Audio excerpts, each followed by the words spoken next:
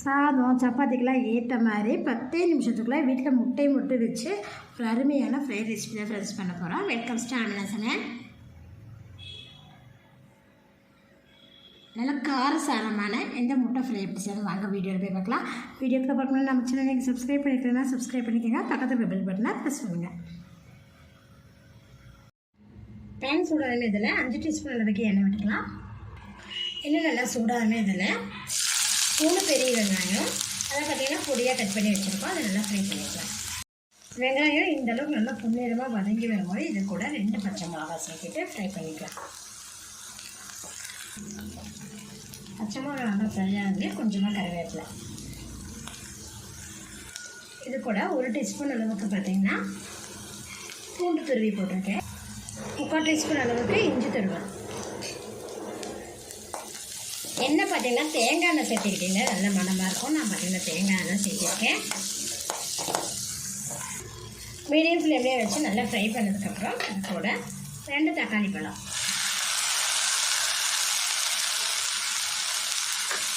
தக்காளி பழம் பார்த்தீங்கன்னா நல்லா சுண்டி வர அளவுக்கு நல்லா ஃப்ரை பண்ணிக்கலாம்.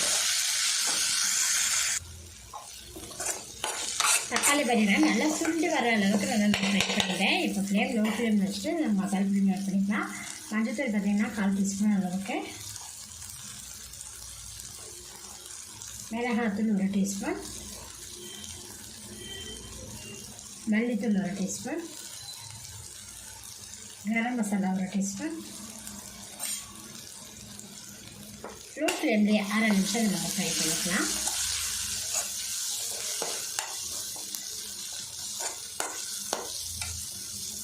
இப்போ இது கூட பார்த்தீங்கன்னா நான் 2 டீஸ்பூன் அளவுக்கு நான் தண்ணி சேர்த்துக்கேங்க. சேர்த்துட்டு நல்லா கலந்து வைக்கலாம். இப்போ அந்த மசாலாவோட உங்களுக்கு பச்சை வாசம் இருக்காது.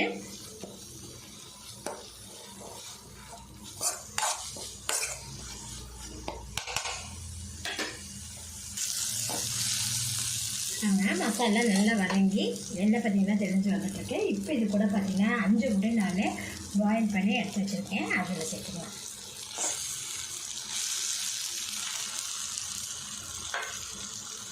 கூடவே பார்த்திங்கன்னா கொஞ்சமாக சால்ட்டு.